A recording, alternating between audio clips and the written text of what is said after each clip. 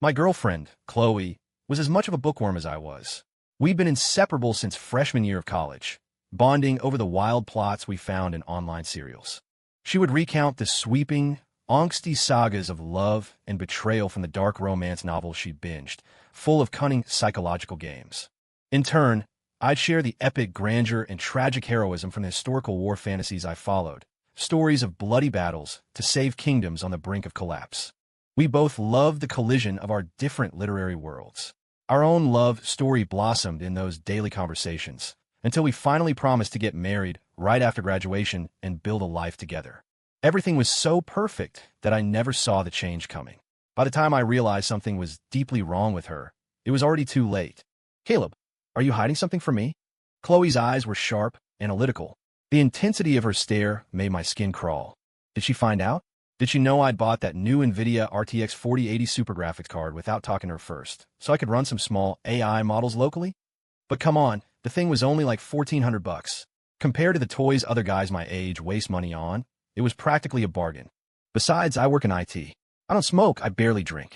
Was it really a crime to buy a niche piece of hardware to tinker with for my personal projects and play some games on the side? Let me see. Ignoring the frantic self-audit running through my head, Chloe snatched the phone I'd instinctively hidden behind my back. My heart pounded in my chest as her finger hovered over my apps. She moved past the Amazon icon and, to my secret relief, tapped on WhatsApp. She opened my chat list and began to scroll, her eyes scanning every name. Okay, she's not checking my purchase history. Phew, just a false alarm. But as her thumb flicked down the screen, the relief drained from my body. Her expression grew darker and more twisted with every swipe. Finally, she looked up, her eyes locking onto mine as if trying to peer directly into my soul. "What clean, huh? So much for the stereotype about quiet IT guys. You're just as calculating as any of them." I was completely baffled. "Chloe, what are you talking about? I have no idea what you mean." "Your chat history with Shannon. Your old flame. You deleted it. You think you're so clever, but the truth always comes out. You can't just assume everyone else is an idiot." "Shannon? Old flame?" My brain kicked into overdrive, frantically searching its archives for that name. Just before I blue-screened, the memory surfaced. Shannon, my lab partner from a summer program back in high school for the state's biology Olympiad team. We actually got along great back then, spending every afternoon cramming for the competition, drilling each other on obscure facts. But after we both did well and got early admission offers to college, our paths diverged. She went all in on biology, while I followed the trend and majored in computer science. I went to school on the East Coast, she went to the West Coast. We fell out of touch and became strangers. The last time I'd seen her was at high school reunion last year. After all that time, a bunch of us added each other on Facebook and exchanged numbers. Naturally, that included my old lab partner, Shannon, who had just moved back to the States. As for this old flame business, I could only guess she was talking about a photo she must have seen when she'd randomly decided to recover the password to my ancient, unupdated Facebook profile. It was a picture of me and Shannon right before the state competition. In it, I was full of youthful confidence, and she was radiant. It was a snapshot of us at our brightest. I swear to God, Shannon and I hadn't exchanged a single message since that reunion. If that made her my old flame, then half the women in Seattle could be considered my ex-girlfriends. And the deleted chat history? That had a simple explanation. I just got a new phone last month. The migration tool transferred all my files and apps, but it couldn't move my WhatsApp history. Since Shannon and I hadn't spoken recently, there was no chat thread with her on a new device. It was that simple. I was being framed, completely railroaded. I rushed to explain it all to Chloe, but her eyes were already brimming with tears, her voice thick with betrayal. "It's just like in the novels. You men are all the same, lying and scheming just to keep your precious one that got away on the hook. Aren't you exhausted from keeping up the act? You fucking asshole." The act wasn't exhausting, but try to explain this was. Still, I've always been someone who takes responsibility, and I'd heard enough from her about the disasters caused by the strong, silent types in her novels who never explained anything. No matter how frustrated I was, I couldn't let a simple misunderstanding spiral out of control. Seeing her turn to leave, I quickly grabbed her arm, carefully explaining my history with Shannon and the technical reason for the missing chat log. When she questioned why I looked so guilty when she grabbed my phone, I decided to come clean about the graphics card, showing her the order confirmation to prove I had nothing else to hide. To my surprise, she didn't seem to care about the $1,400 toy. Her eyes, filled with a mixture of pain and contempt, remained fixed on me. Wow, Caleb, you've really gotten good at this, haven't you? You're playing 4D chess, using a graphics card as a smokescreen to cover your tracks with her. You must think you're a real mastermind. My head started to spin. Why wasn't she listening to a word I was saying? For the first time, I felt a flicker of empathy for all those male characters who just shut down. If laying out the facts and using logic was completely useless, what was the point of even trying? Maybe I should just donate my tongue to science and save myself the grief. As I fell silent, a bitter, tragic smile spread across Chloe's face. See? I knew it, she choked out. Did you really think I was some stupid, naive heroine who has to be cheated on and destroyed before she finally gets a clue? Let me tell you something, Caleb. You can't plot against me. Not you, and not your precious Shannon. You can both go rot in a ditch for all I care. This, girl, is done with your games. With that, she wrenched her arm free, stormed out, and slammed the door, leaving me alone in the chaos of our apartment. Crazy. This is completely, certifiably crazy. Chloe was gone, and the silence in our small rental was deafening. A hollow ache spread through my chest. I started replaying the bizarre argument, trying to figure out if I'd actually done something wrong lately. Had I been too busy with work to pay attention to her feelings? Thinking back, maybe there was some truth to that. Our entire relationship was built on sharing our love for stories. It was the glue that held us together. But recently, I'd been so wrapped up in my own things. Even when I had free time, my efforts to connect with the woman I was about to propose to had become routine, making a nice dinner, suggesting a movie night. They were the kind of things you do when you're still getting to know someone, not when you're building a life together. We hadn't had a real, deep conversation in weeks. The truth was, I had no idea what was going on in her head. I didn't even know what she'd been reading lately, let alone use it as a starting point to connect. Wait a second. I don't know what she's been reading. For some reason, her words echoed in my mind. It's just like in the novels. I suddenly had a feeling, a terrible premonition, that Chloe's transformation had everything to do with the stories she'd been consuming. I bought her an iPad a while back, specifically for streaming shows and reading. Most of these reading apps sync accounts between devices. So, even though Chloe was gone, I could use the iPad to see what she'd been into lately. Maybe it would help me understand what was going on with her. Unlocking the device was easy, but when I opened her Kindle app and saw her library, I was confused. Most of the books were the usual romance subgenres, with a few of the fantasy epics I'd recommended tucked in between. Based on the progress bars, she hadn't touched those. The other romance novels all had hundreds of unread chapters. From experience, I recognized the pattern. She'd added them to her library to read later, but they just sat there, eventually forgotten. Nothing seemed out of the ordinary. The unread tag suggested she hadn't been reading much at all lately. No, that's not right. I was looking the wrong place. I vaguely remembered her complaining a few weeks ago that she didn't have the mental energy for long novels after work anymore. She said short stories were much more satisfying. Quick, punchy with fast-paced plots, intense conflicts, and concise writing. They were way more thrilling than a long-haul read. For a few days, she'd been completely absorbed, either laughing hysterically or crying her eyes out. She was completely hooked on these short-form stories. I'd actually been happy for her, thinking she'd found a great way to blow off steam and recapture the passion she had when she first got into reading. Could it be? With a crazy thing she said earlier connected to those short stories. I quickly switched to her reading history, and my screen filled with a long list of recently read titles. Just reading their names sent a chill down my spine.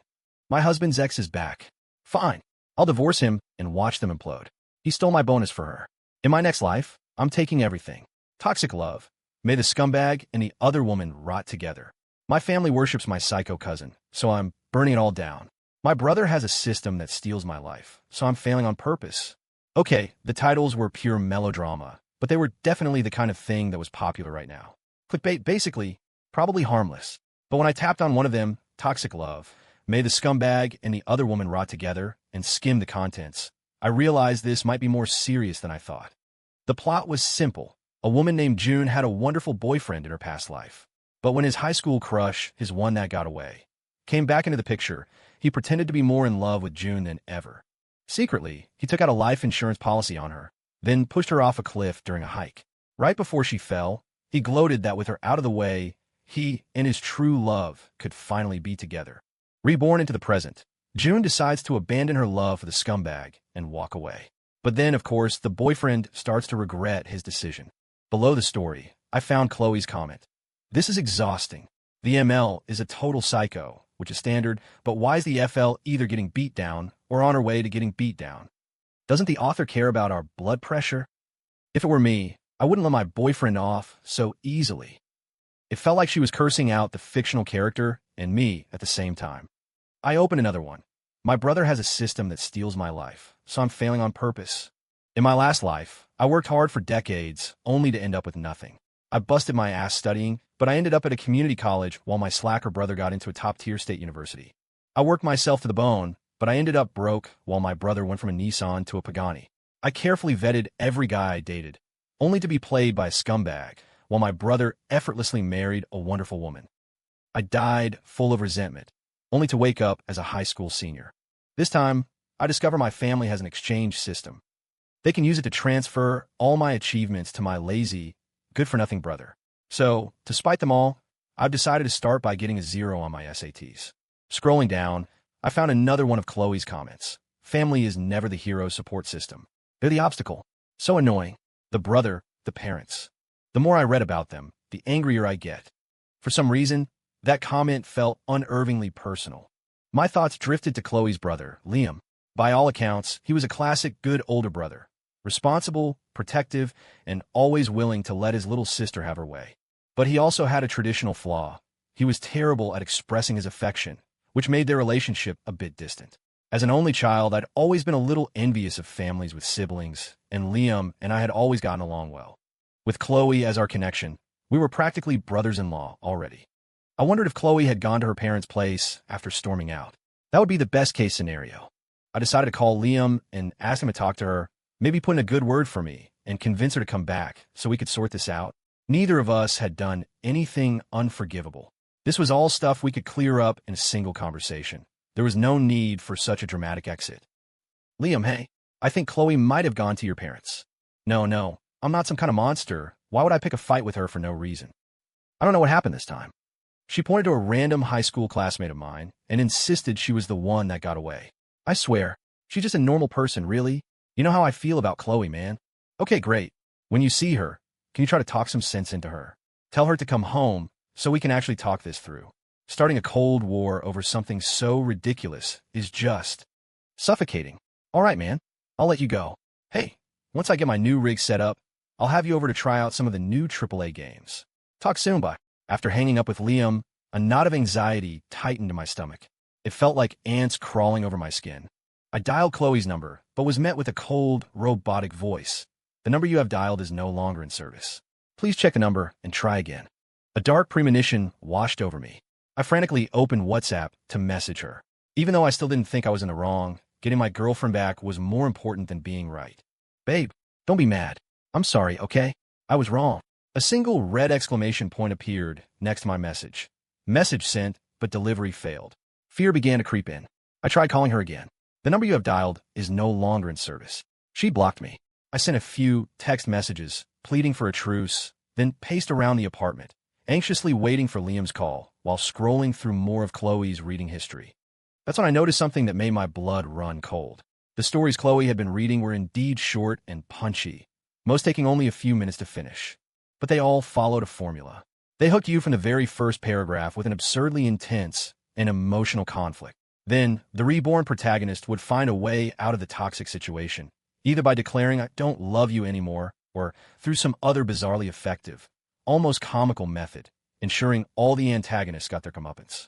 But the endings were never satisfying. The villains would often end up in a state of living purgatory, not dead, but not truly alive either, leaving the reader feeling unsettled. Or the true culprits, like the other woman or the evil stepmother, would somehow manage to run off with all the money and get away scot-free, leaving a bitter taste of injustice. The rare stories where the bad guys actually got what they deserved were outliers.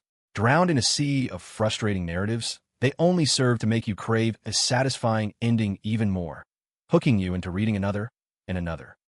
As I got sucked deeper into this world of short-form fiction, my logical, IT brain suddenly made a startling connection. In every single one of these stories, the villain was a husband, a wife, a boyfriend, a girlfriend, a father, a mother, a grandparent, or a sibling. They all weaponized the closest of human bonds, turning family and loved ones into objects of pure hatred. A term I'd recently seen online popped into my head: rage bait fiction. The definition fit perfectly.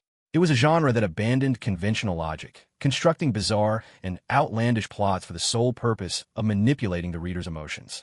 Its business model was based on delivering short, intense bursts of rage and vindication, engineered to go viral.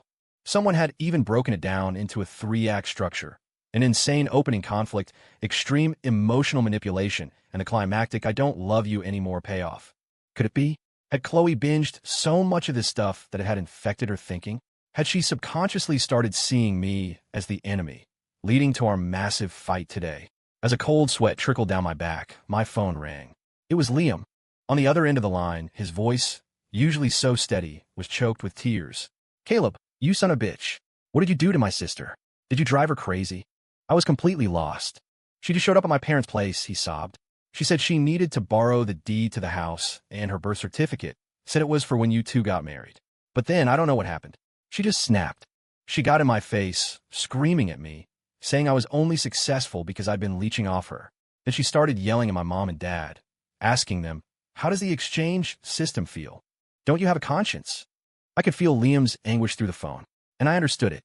I knew better than anyone, maybe even better than Chloe, how much he doted on his little sister. For the longest time, I thought he had a serious sister complex. To be attacked by her like that, his pain had to be just as sharp as mine was when I found out she'd blocked me. After calming him down, I learned that Chloe had already left their house. He didn't know if she was coming back to my place. I told him everything about Chloe's strange behavior and my theory about the rage bait fiction. The line went silent for a long time. Finally, Liam's voice came back, low and haunted. "Caleb, I think my sister is having a mental breakdown. When she gets back, can you just try to keep her calm? Tomorrow, we need to go see Dr. Evans. See if he has any idea what's going on." Dr. Evans was a mutual friend of ours, a clinical psychologist with his own practice. Dragging Chloe there directly would only make things worse. Liam and I talking to him first seemed like the right move, but we never got the chance. Chloe didn't come home that night. There was no sign of her at my apartment or at her parents' house. The situation was spiraling out of control. The next day, running on zero sleep and sporting a massive pair of dark circles under my eyes, I took the day off work and went with Liam to Dr. Evans' clinic. "This situation, I've actually seen it before, Dr. Evans said after we explained everything. "Another young woman got addicted to these short-form web novels. She ended up with severe depression.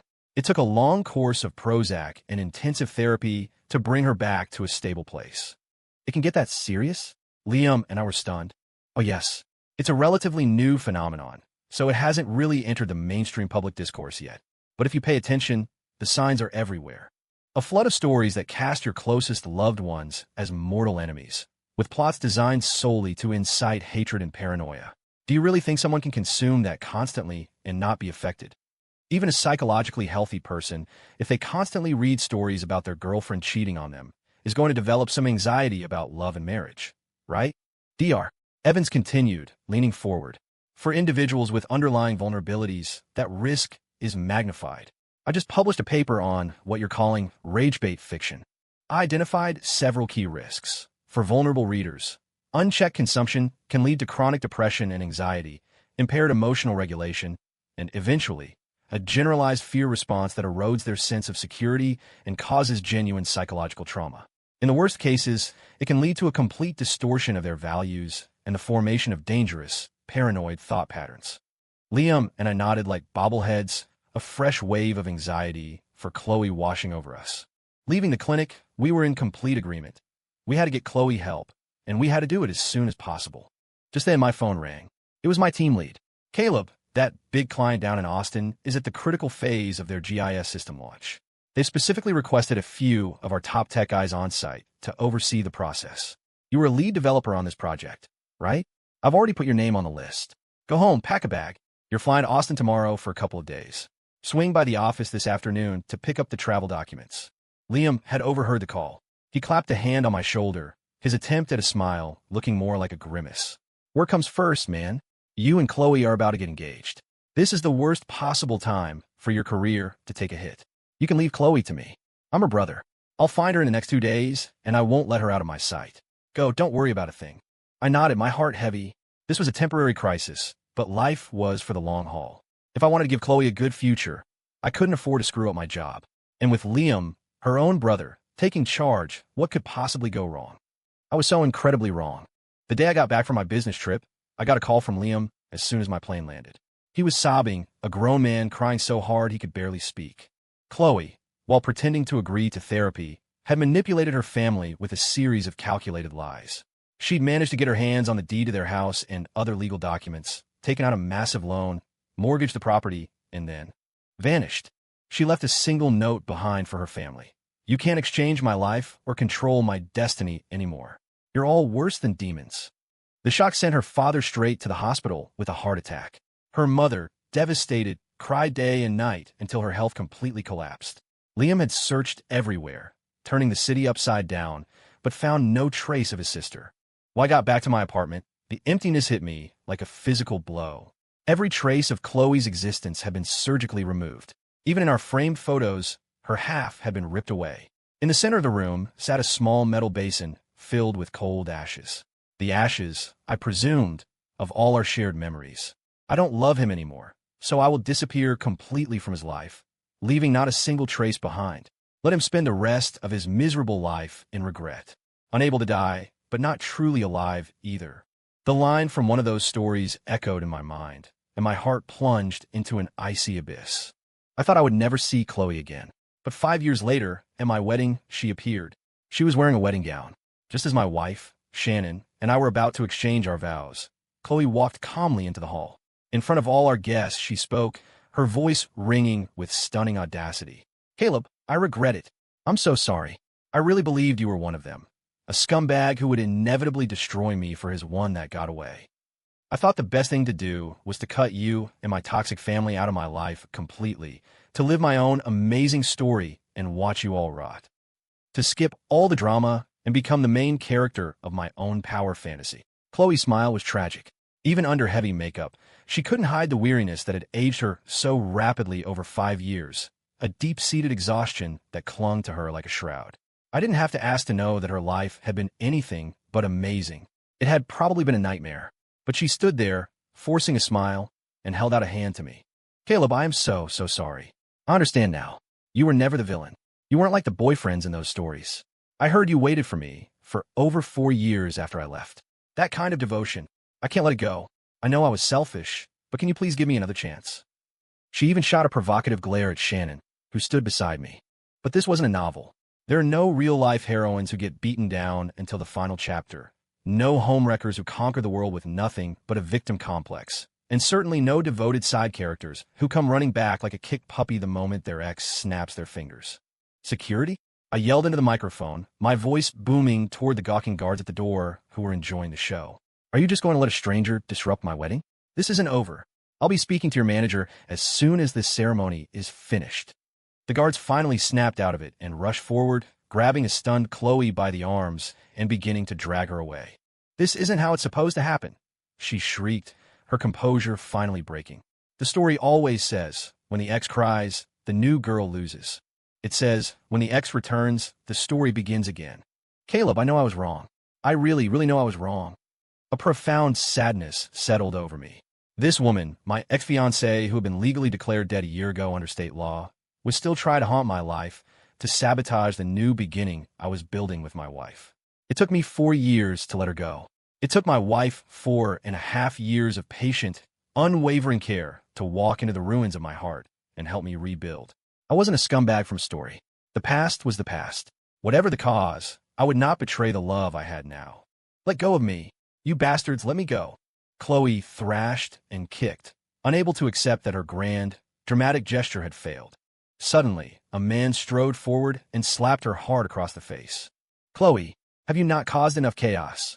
Staring at her brother, Liam, whose handprint was now red on her cheek, Chloe looked utterly bewildered. You hit me. Liam laughed, a broken, hollow sound. Hit you? I ought to kill you. You went crazy, muttering about some exchange system, and just left. What did you think we were to you? Your parents, me, Caleb? You kept saying you wanted to be the hero of your own story. Well, let me ask you this. Where were you when Dad died?